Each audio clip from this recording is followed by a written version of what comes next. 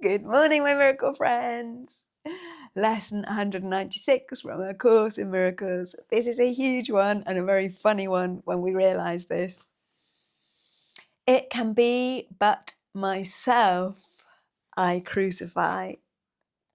It can be but myself I crucify. You realize it's me, not putting the nails in the cross. It's me, only me, crucifying myself.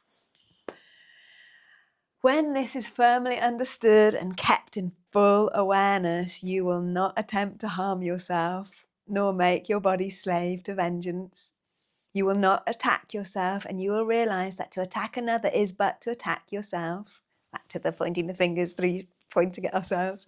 You will be free of the insane belief that to attack a brother saves yourself, and you will understand his safety is your own, and in his healing you are healed. But perhaps at first you will not understand how mercy, limitless, and with all things held in its sure protection, can be found in the idea we practice today. It may in fact appear to be a sign that punishment can never be escaped, because the ego, under what it sees as threat, is quick to cite the truth to save its lies. Yet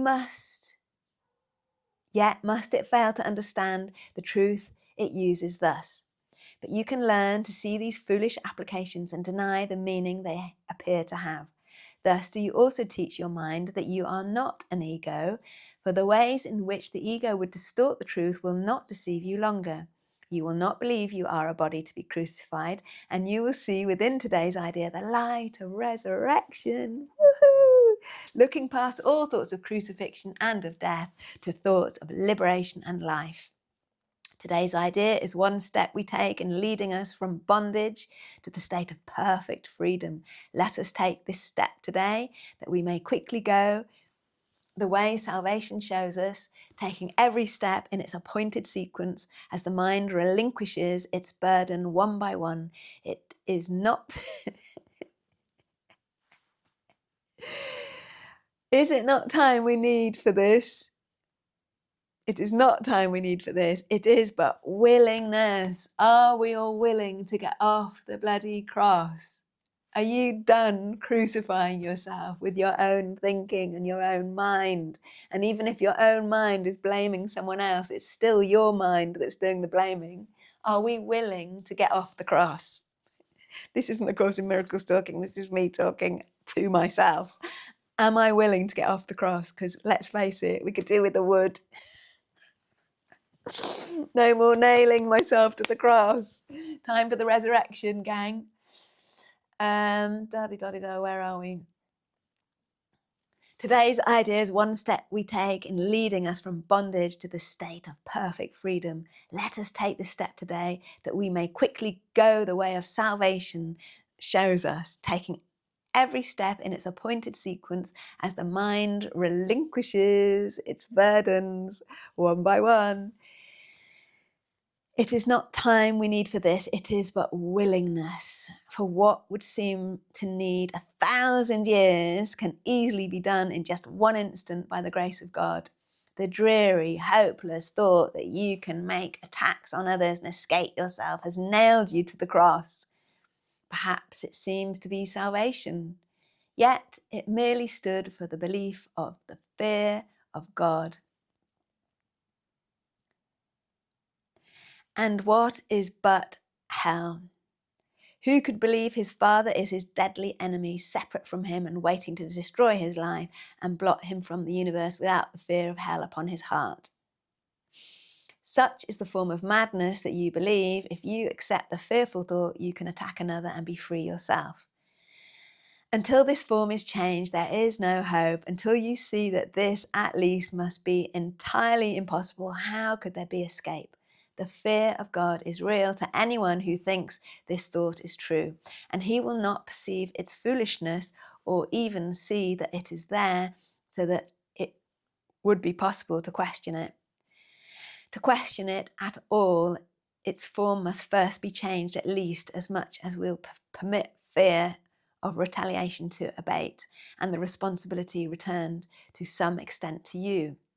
From there, you can at least consider if you want to go along this painful path. Until this shift has been accomplished, you can no longer perceive that it is but your thoughts that bring you fear, and your deliverance depends on you. Our next steps will be easy if you take this one today. From there, we go ahead quite rapidly, for once you understand it is impossible that you be hurt except by your own thoughts, the fear of God must disappear. You cannot then believe that fear is caused without, and God, I can say that again, you cannot then believe that fear is caused without. By that we mean, you cannot then believe that fear is on the outside of you and it is causing all the trouble. And God, whom you've had to banish, can be welcomed back within the holy mind. He never left. Salvation's song can be certainly heard in the idea we practice for today. If it can but be you, you crucify. You did not hurt the world and need not fear its vengeance and pursuit. Nor need you hide in terror from the deadly fear of God projection hides behind.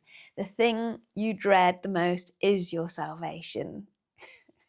You are strong, and it is strength you want, and you are free and glad of freedom. You have sought to be both weak and bound because you feared your strength and freedom. Yet salvation lies in them.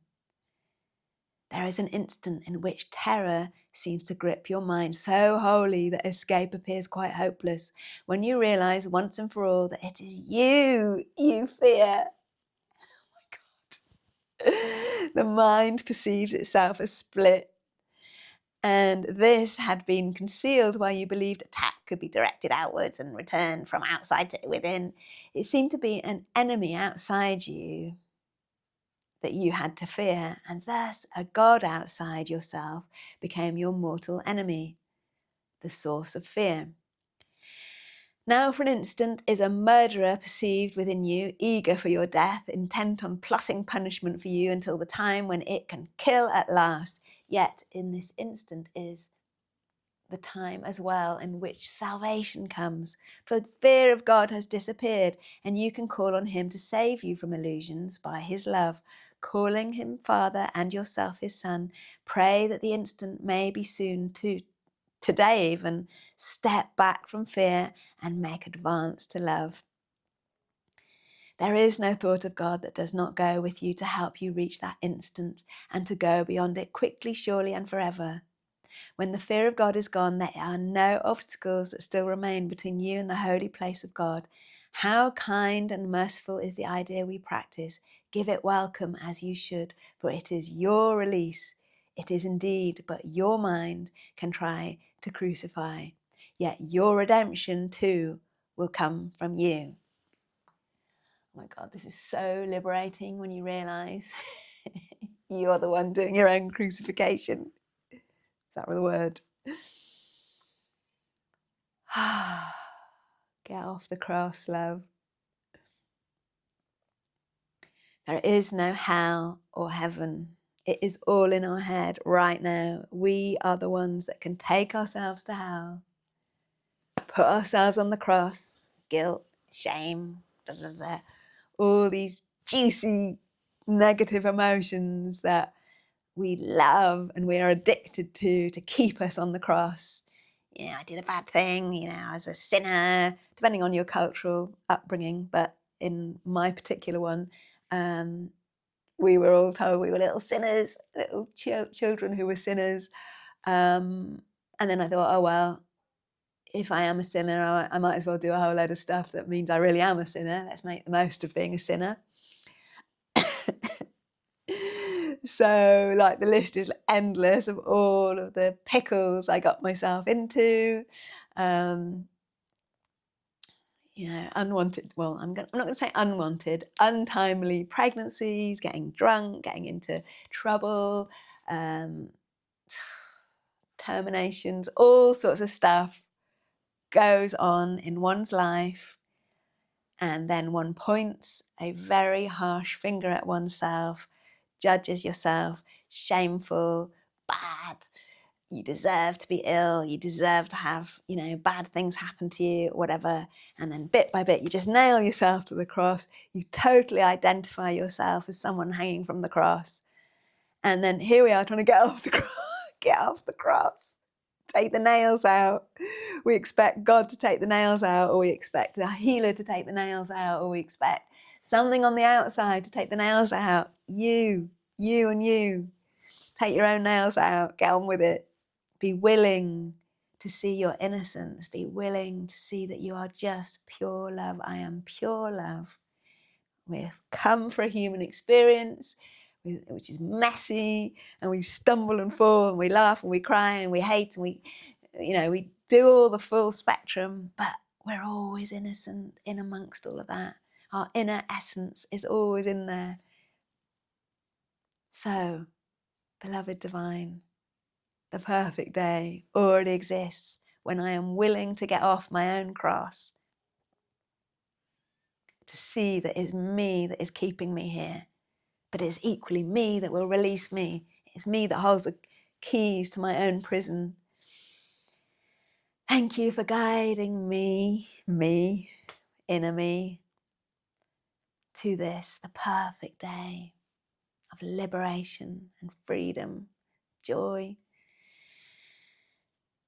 God before us and God behind us, God to the left of us, God to the right of us, God above us, God below us, God expressed through us, God emanate from us, touching everyone and everything and every thought and anything in my head, in my body, in my soul. Where would God have me go today? Because He wants me to be having fun. What would God have me do today? What would God have me say or not say today, and to whom? Now, it took Jesus 3 days to rise again. How many thousands of generations is it going to take us? Or is it going to be right now, this instant? Have an amazing day.